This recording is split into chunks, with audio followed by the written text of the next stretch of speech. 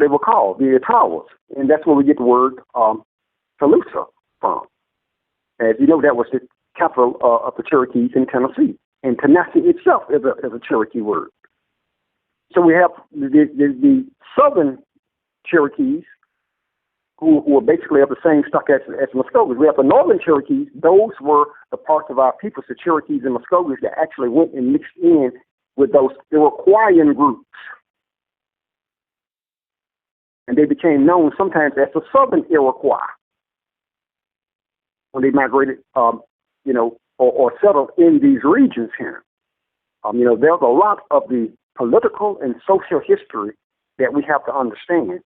And I know one of the hardest things for people to understand, and I try to make it as simple as possible, is that we, as those Iroquois confederacies and the Cherokee and the Muskogee, the Creek Confederacy, we already had cities, towns, counties, villages, suburbs, and metropolitan areas, and we already had a United States among ourselves. We come from and descend from constitutionally organized societies under the Great Law of Peace, the Yamashigawa, and the Muskogee Constitution, the Code of the Tower, the Great Way of Peace. See, and it provided. Chief, as I'm following you, I didn't mean to cut you off. Is it safe to say, or to draw a conclusion, that these people were all once one, just based upon your research and finding, and with Chief Blue Feather and going back to the mother tongue? Is it a possibility or probability that these were all once one people, whether it was you're labeled as Coushatta or Cherokee or Choctaw or Yamasee, whatever the case may be? Is it safe to draw that conclusion that we were all once one people? Yes, it's safe to draw that conclusion. It's even better to look at it in this way, too. All of these different groups, there are some 37 tribal groups. All of these groups trace their origins to one single group, one single mother tribe, mother tongue, mother culture, mother nation, mother language, mother towns. It doesn't matter what terms you put it in. That is the Coosa and the Coushatta. All of them. There's not a single origin story that you can find among those 37 groups of the southern aborigines of the pre-colonial USA that does not trace their roots back to a Coosa origin or beginning. And yes, it is safe to say what you just said. When we get into the languages and all, we have to remember that our system began to break apart from the Mississippian system, the Mississippian cultures, the Mississippian chiefdoms, that are known as the paramount chiefdoms. And these areas of the Anti-Coosa, the Anti-Coushatta, these were simply our ancestral state here. And that was a state that was recognized by everyone. Mexico, Guatemala, the islands, Brazil, Saudi Arabia, Morocco, Spain, France, Britain, Ghana, Mali, and Sungay, which is probably Nigeria now, but at that time it was the Sungay dynasty in region in that area. So all the Coosa has always been universally recognized and known. We have just resurrected, our ancient culture and our ancient languages and origins here. And that's also recognized by the four great divisions in North America, where you have the Iroquois to the north and northeast, the Coosa to the south and the southeast, the Sioux up north in the northwest, and the Navajo out to the far southwest. The Anasazi, as they're called. So as we get into this, we'll see what's actually happening. And you did mention Principal Chief Blue Feather, and I want to speak on that for a minute. One of the things that she is very gifted at is breaking down the mother tongue. And when you break down the mother tongue, you can actually apply it to your present-day Cherokee and Muskogee languages, and you can see how it fits in with them perfectly. And, and I'm talking about, in linguistics. Now, she's an educator, so she'll be able to explain that better than me. But, when we use linguistics, you have philology, you have nasal sounds, you have guttural sounds, you have your nouns and pronouns and your vowels and consonants and all that type of stuff, So that helps those of us, who are learning the Muskogee language and the Cherokee languages of today. That helps us to purify them by her introducing to us and teaching us the mother tongue, and the sounds and the properties, that goes with them, and, that can be associated with the numbers and colors, and also, like, as we learn in school, like you said, nouns and pronouns, persons, places, and things, and, all of that type of the learning that is essential for us to be able to express ourselves, to each other in an honest way. As perfect teachers look at us, say, people who just speak the truth to each other, speak plain to each other in ways that we can all understand. And that's a nice segue with Principal Chiefess Blue Feather. For those in the listening audience, she will be on Friday evening and going over the mother tongue. And as you'll notice, even last week I was blown away and in awe of the things that she was mentioning and talking about. And as we realize that although we may live in different parts geographically in this area currently known as the United States of America, there were certain words that triggered in our remembrance. And as the elders and the healers, as they used to speak and say certain phrases, especially those of us that kind of grew up in the country, that we would hear. And when she touched on those words and the origins of those words and those sounds, things started to resonate amongst us. So I wanted to give that plug in there so you can listen in on Friday night. Just keep staying tuned, and she will be in, and she will definitely break down, as Chief Redman was mentioning, the types of sentence structure, nouns and pronouns, and all the parts of speech and sounds, and where all of this comes from. And the more you study languages, the more you get into linguistics, you'll come to find out that it all came from one mother tongue. And this is just not us saying this. This is those that have gone on before, and that's their field of expertise. And Chief Blue Feather is definitely one. All of her years of being in education, she can break that down more eloquently than I. For those in the listening audience, we're actually having a nice conversation. I don't call it an interview. This is I call it a conversation with Chief Redman with the Coosa Nation. And I know we have some questions from the audience, and we'll get to those shortly. We have a few more, Chief, if you don't mind. And you touched on mentioning the regions and the areas and the types of peoples and their names. And one of the things that you mentioned was in down from Guatemala, coming from that region there to the islands and coming up along the Gulf Coast. There was one, I guess, for lack of a better word, a deity, but it really wasn't a deity. It was actually some people.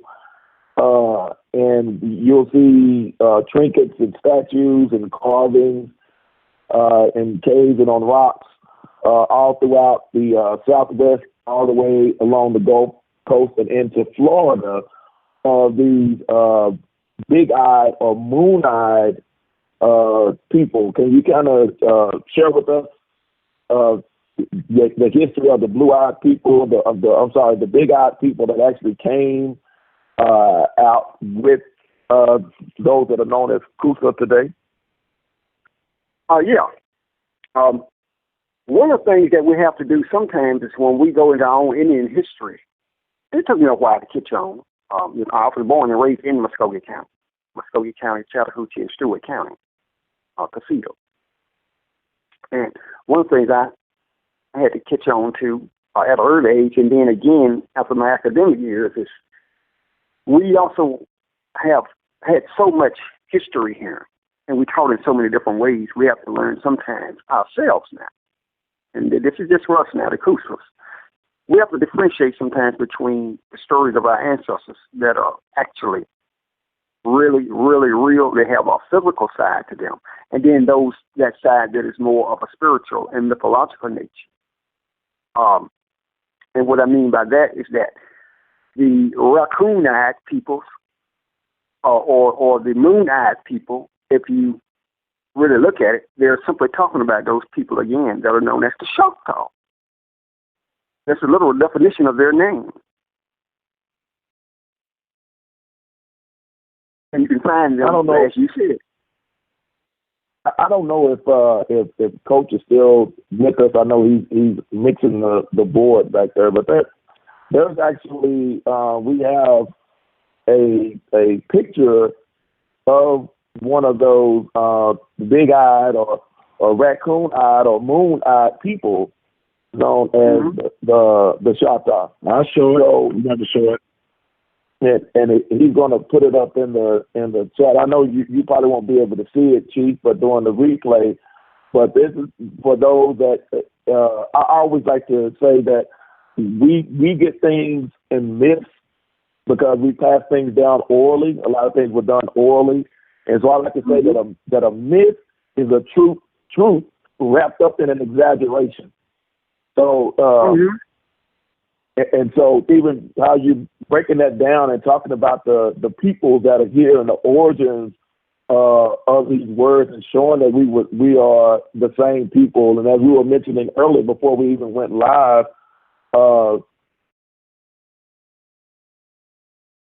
Coosa Nation stretches all the way, into Texas and Arkansas and Kansas and that whole area there.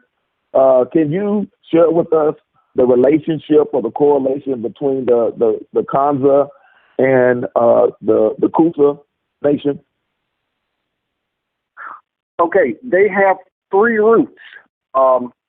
They come out of South Carolina, and they come from the region that's called today Arkansas. The Kansas Indians are nothing but the Kansas Indians, and the Kansas Indians are nothing but, again, a corruption from the French of the word Coosa. And so that's why they're called Kansas. And it's the same word as the word Coosa, once again, the Anti-Cushata. Now, I want to go back here a minute, too, and I'm still going to answer the prevalent question about the Kansas. To add to what you have said about the myth being an exaggeration, I would like to clarify that and say myths are realities that are made true and real. In other words, a myth is based on some actual event that has happened or took place. It might have been something on the physical side of life, and it may have been something on the spiritual side of life. Because we have to remember, the myths that we're talking about, they actually come from our people, our industrialist people, our biologists, our scientists, our technologists, our shamanic people, our medicine women and our medicine men, So they have a lot of value, relevant and probative value, as well as eternal and infinite value. You see, our myths here, they include everything that all the myths around the world of every educated people include, whether it's male and female qualities and properties, whether it's the spiritual aspect of a person, whether it's dealing with the elements, not only the elements, but the chemicals, and of course the four fundamental elements, fire, air, water, and earth. You see, so, the four life elements. So I would like to clarify that. Now, as to the Kansas, there's been a lot of speculation about that because you have the Kansas Indians and you have the Arkansas as well. Understand? If you remember, our great chief Opaklia Yahola, when he led the troops out of Florida during the Civil War, and he defeated most of the Confederate army the Indians and the Negroes that were allied with them, and he broke through to Union ranks. And the place that he went to was Kansas. And we have to be mindful of that, because if you know, Kansas is also the home of one of our groups that lived in Florida, Georgia, and Alabama, the Ouachita. Now that name has been corrupted today by some people. You know, they call themselves the Ouachita, but the historical accuracy of it is still the same, and that's why we have a Wichita or an Ouachita, Kansas. You see. Yes, so we also have a Wichita Falls, Texas. That whole region, what we know as Dallas-Fort Worth area, was known as Wichita Territory originally. Yes, sir. Yeah. Thank you. Yeah. Yeah. You see. So yeah. But they all have their roots in the southern region. You know, and sometimes, you know, just like there are places that I still have to research them myself, but there are places that I've heard of, like in places like Canada. And I think in Wisconsin, you know, where they have certain place names that are called Muskegon, you know, Muskegon, you know, and you know, which is a corruption of the word Muskogee, you know. There are some words that you can't get mixed up, you know. For instance, there's a favorite dish that people always used to tell me about, and they would call it gumbo, and they would call it Creole. And then they started saying that it was Gula. And then they started saying it was West African. And then I've even heard some say, oh, it's an Asian a dish, a virgin, an Asian dish or an Asian variety, you know, or collection of different types of vegetables and all put together. But I used to always wonder about that word, and my research led me to understand that the word karaoke is a corruption of basically a word that you can find in the Cherokee and the Muskogee language. Karaoke is itself basically a Cherokee word. It actually comes from here. We have been inundated by so much foreign teachings that we have just been taught to put foreign things, Eastern continents and their peoples. We've been taught to make their philosophy superior, you know, and I call it being blindsided. I call it blindside programming, because if they were superior, they wouldn't have had all that mess that happened over there that brought them over here with it. You know, and that's not to talk bad about anyone. I got great respect for the ancestors everywhere. Our Western ancestors here, you know, our original and primary ancestors. And I have respect for the ancestors of the peoples of the East. But, you know, we have to tell the truth, too. You know, we've been inundated with so much European, Middle Eastern, African, and Asiatic philosophies that we have just been taught to look to them for an origin. You know, instead of concentrating on the origins that we have right here, you know. So, Chief, you mentioned you talked about the foreigners that came over. I would like to, if you could, kind of touch on the relationship between those known as the French today or Cajuns today, and how they lived amongst the Mississippi tribe, and then kind of blended in with those of Coosa Nation and their writings and the things that they had discussed about the indigenous people of the land. Yeah, that's good. Now, when we start dealing with those subgroups, I call them Gulas, or the Gula Geechee, Creole, Cajun, Albinos, Melungeons, and there's about there's several other names, different names that different subgroups of people had, you know, that lived among our populations here. Cajun is another corruption of the word Taya or Tejas, you know, and, you know, Tejas is the root word of Texas. That's why we call it Texas. It comes from the Texas Indians. And there's a very definite connection between those Alabama Coushatta peoples in Louisiana, Mississippi, and Texas to those mound-building cultures and societies in Mexico. But I won't go into that right now. However, yes, sir. I don't want to interrupt you, but we definitely need to save that for later because that's a whole, probably a series on that alone. Chief, go ahead, sir. I don't mean to interrupt you. Yes. But I'm telling you though, I'm in perfect agreement with you. So, but when we get to those cultures, the Cajun, you have to remember a lot of these were simply sub-tribal groups, like people who were ripped apart from like the Natchez, the Coochis in Louisiana, the Caddo Confederacies. You know, the Caddos have a lot of groups out there. I think there's about 15 of those groups. And so when we get into people, you know, the Cajuns and albinos, you know, Melungeons, you know, a lot of people we have been taught to look down upon because even though a lot of them come from our ancestors as well, you know, they were colored peoples, you know, we got to, you know, taught to kind of look down on different groups and groups of people that exist among the colored, black, or African American or Negro population, you know, when a lot of times those are lost bands. You know, they're actually lost bands, lost tribes, and as Principal Teacher Bluefeather puts it, lost clans. You see, so when we study them, their diet, their habits, their cultures, and their customs, even their male-female relationships, you find that it's not strange at all. It's actually indigenous American, but we've been so inundated with all types of, like I said, the foreign information that sometimes we can forget or have forgotten in some ways who everyone is.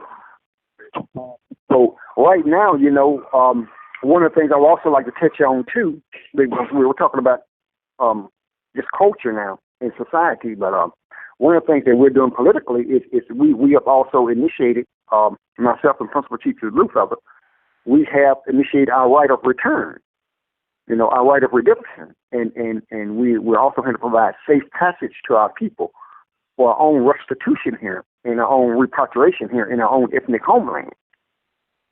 You know, and we've done that in ways that are universally recognized. You know, could you elaborate a little bit for me, Chief? For those in the listening audience, we're actually having a Wednesday night conversation with Chief Redman of the Coosa Nation. For those that may just be turning in and wondering who James Flames is having a conversation with tonight, but I am honored and humble to be able to sit down at the table, as we used to say, with Chief Redman of the Coosa Nation. But can you touch on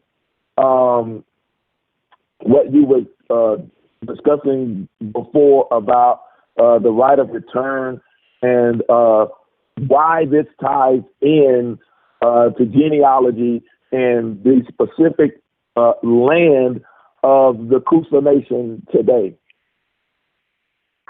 Yes. One of the things that we know that academics have agreed upon, that is sociologists, ethnologists, biologists, genealogists, anthropologists, and archaeologists, to resurrect yourself as a lost people or a people who are not recognized as being who you are, reconnecting yourself to the aborigines of the land and territory that you're in and that you actually descend from is the first step. And as I explained before, you know, we do that by biology and genealogy, and we also use our Native American Indian roles. Because what happens is that is how you establish yourself also as a First Nation and First Society, that you have dwelled on that landmass from time immemorial.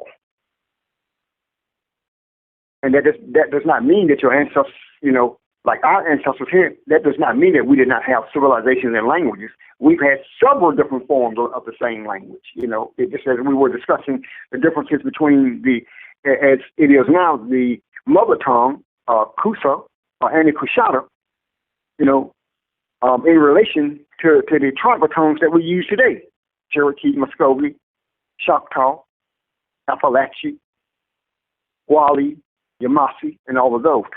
So reconnecting ourselves to our Aboriginal roots here as American Aborigines, and doing so in a fashion that it is unmixed. You see, because we don't want to go around and tell people we're native African Americans, we're native Asiatics, we're native Hebrew Israelites, we're native European Caucasians, as biracial peoples, and all. No, we simply return to our original ancestors, our primary fathers and mothers, because we have to understand that when people come to your homeland, they mix in with you. You don't mix in with them. We have to change the genealogical and the biological narrative here. And that's what we do when we start to truly identifying as who we are. That ties into our rights, our political, civil, social, land, and property rights. And it also ties into the fact that we can put those things into force in effect. And we do so in ways that, again, are universally recognized.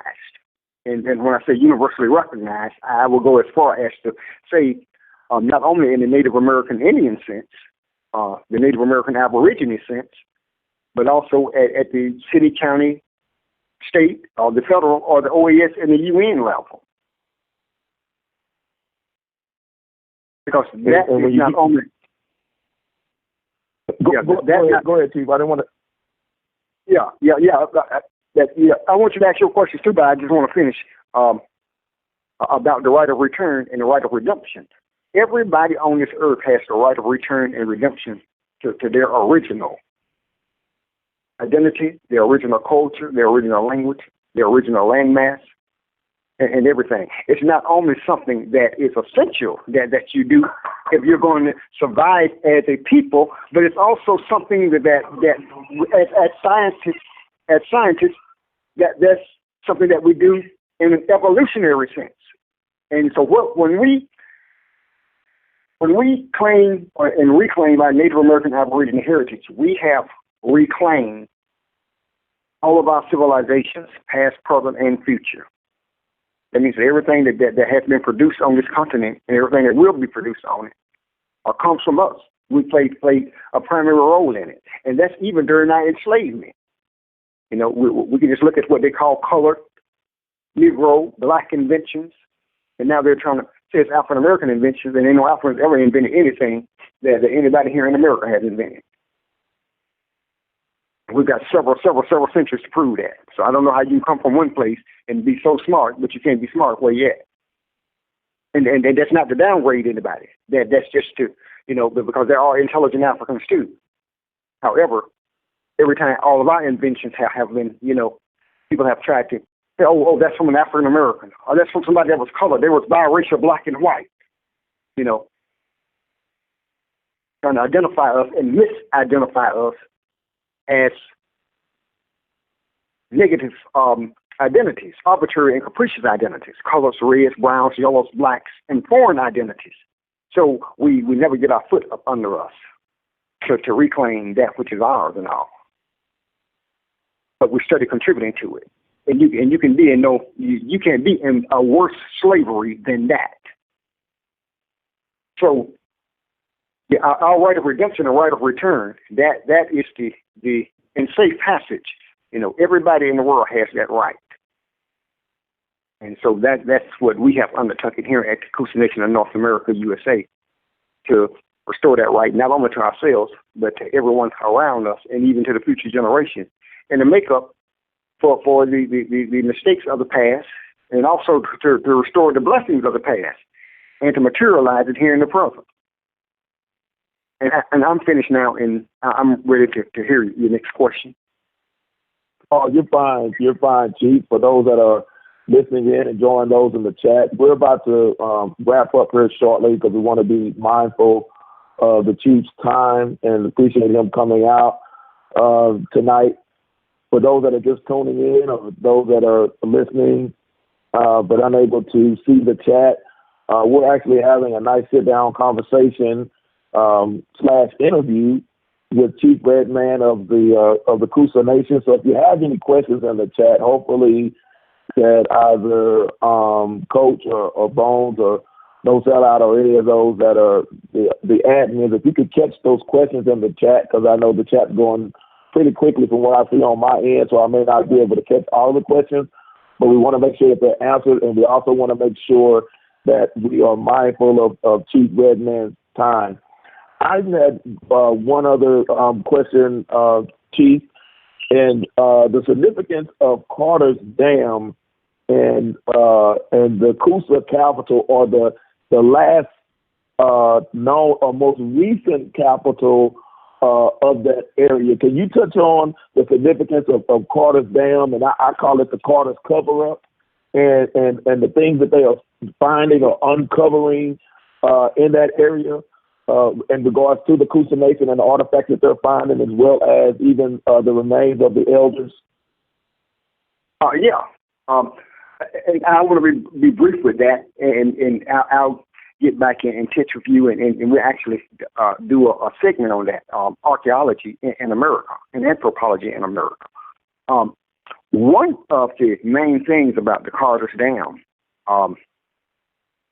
and even Murray County in Little Egypt, those regions there, one of the reasons that they call it Little Egypt was it was said that we didn't build pyramids that were pointed. Well, we built pyramids that were pointed as well as pyramids that were open. Another thing is that those were our cultural achievements. And when they flooded Carter's Dam and created, it's a reservoir there too, that the U.S. Army Corps of Engineers, they oversee it. And they actually flooded it to hide a lot of the successes. There's some term that comes to mind right now. The successes of our civilization, in engineering, biodiversity, agriculture, construction, metallurgy, and a lot of that practically scared a lot of people because they knew that they could not recreate that. Only the people who did that could recreate something like that. That's it's the same as if me and you went into India now, among the Indus Hindu civilization. We could see their temples and their buildings and stuff like that, but it would take our population thousands of years to get to where they're at in the way that they do things. And that's the same way for everybody else that has came to America. Among our mound building cultures and civilizations, our particular way of doing things, which is different than everyone else. We never said we were superior to anyone, but the works do speak for themselves. So with them flooding that area there and creating those lakes and reservoirs and all, and now they are draining it, and as they drain it, a whole city, has been uncovered, because those areas are also like valleys. We built in the low valleys and also on the high mountains. And we built geometrical wise. Our houses wasn't just this square stuff we have today. We built in triangular, octagonal, hexagonal, all types of geometrical and algebraic types of buildings and all, because we built to fit the environment. You have to understand. A lot of our ancestors were far ahead of us in aerodynamics, thermodynamics, and several other areas that I won't even go into right now. I have to save them for later. But what that whole thing reminds me of was what they did to Nubia overseas. When they wanted to cover up that there was a civilization that had existed before the Egyptians, and they found out that it was in Nubia, in the old Sudan. They named it Mero, or the Marauder Society, and because those people were older than the pyramids of Egypt, and that was the only place that Egypt, besides America, that's the only place that Egypt got its knowledge from. They actually flooded that region and they created lakes out of it. I think I think it's Aswan. I think that's the name of it. I have to look at it again. And they did all that in creating the Suez Canal. And what happened was that you used the proper term for it, like you said, the Carter's cover-up, because they did the same thing to us here that they engineered there in that region. You see, but the truth will be told, and it's coming out. So there are some very interesting mounds and political and ceremonial and cult centers that we have. A lot of these places, they refer back to their ancestral cult. And when I say cult, I don't mean like these orgies and fetishes like they have today. I mean, these were cult centers of the highest types and forms of human development, self-development, environmental development. The things that the scientists speak of today, bioengineering.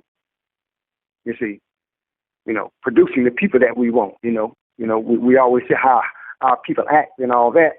That's because we lost the art of actually producing the people that we want. To take the terms from the religions, to make man, male and female, man, woman, boy, and girl, child in our own image and in our own likeness.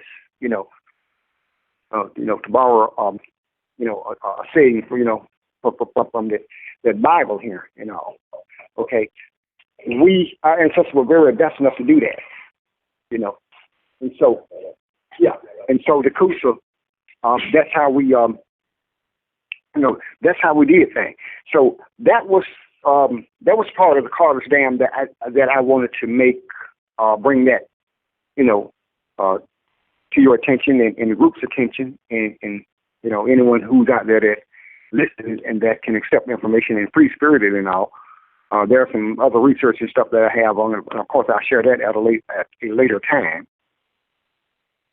But that's basically how that's basically how I saw that whole, like you said, the Carter's cover up. Chief, I definitely appreciate you going in on that, and I will say that I know that the Army Corps of Engineers did drain it once in 2006, and there were some archaeologists and anthropologists that were out there, and they described the same things that you were mentioning, those pyramids with the pyramids, not with flat tops, but actually with the points, and how everything was geometrically shaped down to a recreational, I call it a recreational area, recreational center, that it was truly a city, that's underneath there. So I'm interested to find out whenever they drain it again, and I'm hoping that I'll be able to go or at least have some representation out there. I know that Coach is not too far from there, so hopefully we'll be able to get some video and photos if they ever decide to drain it again to do some maintenance work. But they won't drain it permanently, because that will eliminate the power in all of Atlanta. So you see how kind of what Chief was touching on, how they did with the Nubians there, dealing with the Suez Canal. They did the same thing with the Panama Canal, the same thing with Hoover's Dam out in the West. So there are a lot of things that are being covered up in certain areas, and they said, well, if we destroy this, then it's going to deal with our power source. But Chief Redman, we have one question from the chat from Joe 47. I want to make sure that Joe 47's question is answered before we wrap up this evening. He's asking, once we do all of our genealogy and everything, where do we go from here as a people? Once you discover who you are as an individual and your genealogy, where do we go from here in order to build as one people? Well, first, I would suggest that when you discover that, you get with like-minded people in your area, and form, and that's the formation right there of your clan community. And when you unite with them, you have what's also called a band. And then when you unite with them, you have what's called a tribe. And there are two types of association at that level. It's called a tribal association or a national association. And at the Coosa, we sponsor it all. We sponsor it all because we have to be patient with our people, but we also have to move accordingly with each other too, individually and as a group and in an organization in the times that we're in now. So once you have your registration in order, well, once you have your genealogical record in order, your birth certificates, your parents, your grandparents, the regions that they lived in, then the next thing that you should think about is registering. And I mean, if there's a good tribe out there, Joe 47, you should register with that tribe. At that time, it doesn't matter whether they're what is called recognized or unrecognized. You're recognized once you return to your ethnic roots, and you not only have your paperwork in order, but your genealogy speaks for itself. For instance, if your father and mother is an American Aborigine and an American Indian, well, that's just one person that's an American Indian or an American Aborigine. You have to look at your father and mother, each descended from 10, 20, 30, 40, 50 other peoples that predates them and you. See, so once you establish that connection, you have reestablished something that's unbroken. Then, you have come full circle. You put it back together. Not only as an individual, but for a community. And so I would urge people then to register with any groups that are sincere. People who have your best interests at heart and who wants to build in that area. There are those who can choose also to register with Coosa. I like for people to make that decision on their own, and as it's only fair. But wherever we're at, whatever city, town, or county that we're at, and especially here in the southern region, if we reside in any of the southern states, and we have that in mind, we should begin to band together wherever we're at, whatever town, village, city, municipality, whatever county that we're in, and congregate with each other and get to know each other so we can help each other work on industrial things, healthcare, finances, economics, our property and land rights, territorial rights, our civil rights, you see, and water rights, you see. So, those things that are important. That's the key, Chief, is water rights. And I want to be mindful of your time, and we definitely appreciate you coming out. Chief, for those that are listening in, just tuning in, we're having a Wednesday night conversation with Chief Redman of the Coosa Nation.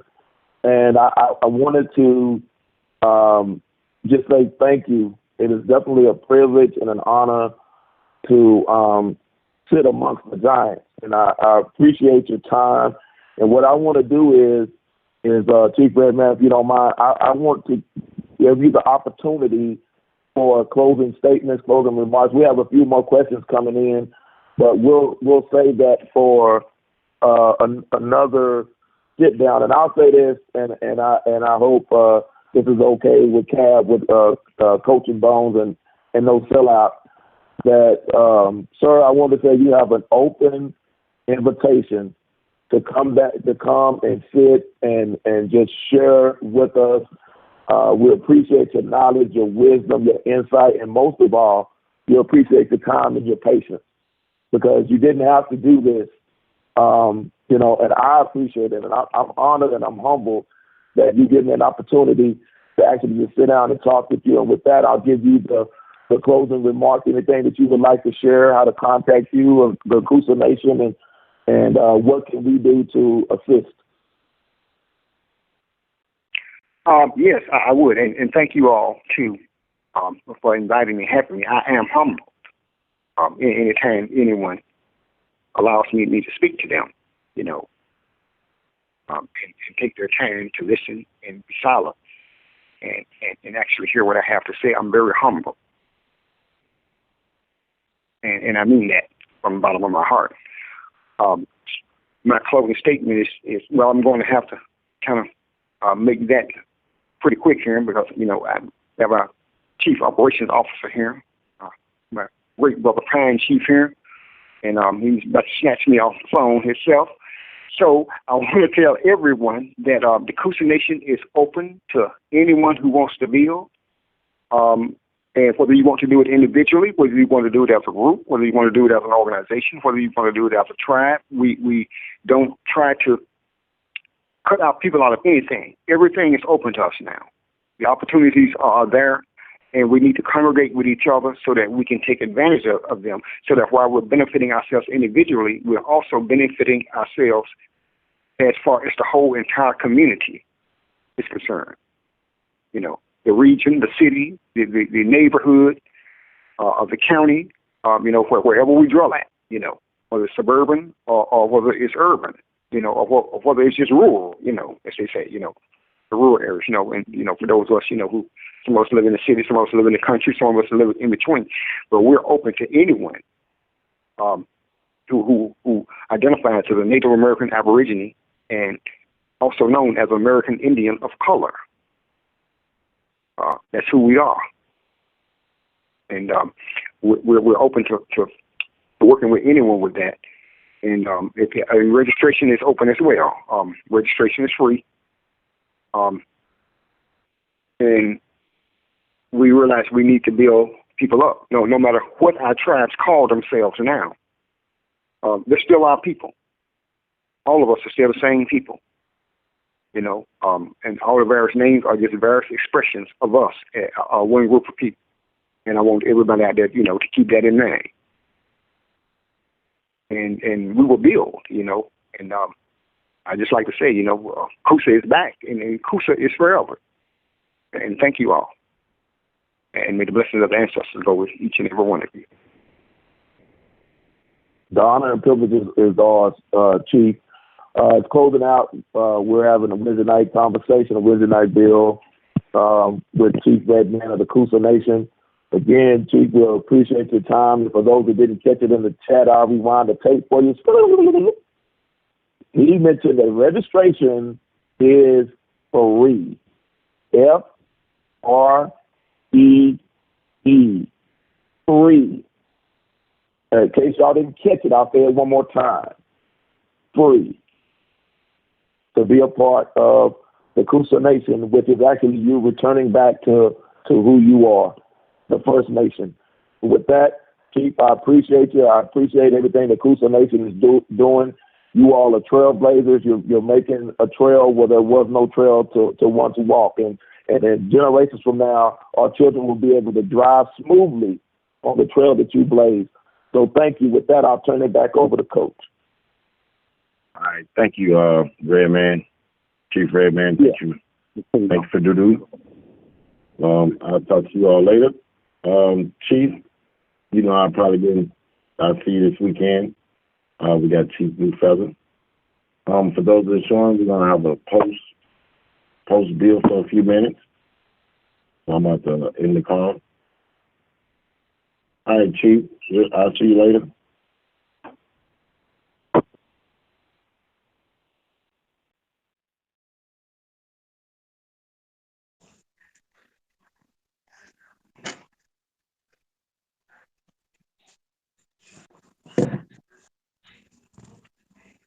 Can you hear me, Bones? Yep, loud and clear. All right, man. So what you think about that? Great build. Man, it was real good. Dropping them hot drops all over the net. Yeah, we got You still live, bro? Yeah, I know we live. This the post bill. All over the net. Oh. Still live, bro. Yeah, but I just wanted to say, we got flagged, I think at least about 4 times tonight. Mm-hmm. Someone is deliberately going out their way to flag us. But it's cool. We're gonna beat whatever it is you flag. I played the same songs I've been playing for the last month. And so you didn't stop anything. Yeah, all it did was just hold up like a minute out of the stream a couple of times. That's it. It ain't do nothing to the channels. Plus, I recorded the whole thing on my phone from the back chat, so I ain't do nothing. Awesome. This is chess. Always 10 moves ahead. That's right. So y'all know I got to get out of here. I got an early morning build. Once again, we got Chief Blue Feather Friday night at 9. We got Redman coming back next week. Yes, sir. We're gonna keep bringing that heat. And thanks for everyone. Thanks for everyone coming out. I hope you understood. We're gonna get them back so you can get those questions asked. And that's it. Sleep well. Don't forget to check us out in the morning. Cabot City. You got anything to say? Grand Rising. Till then. Peace.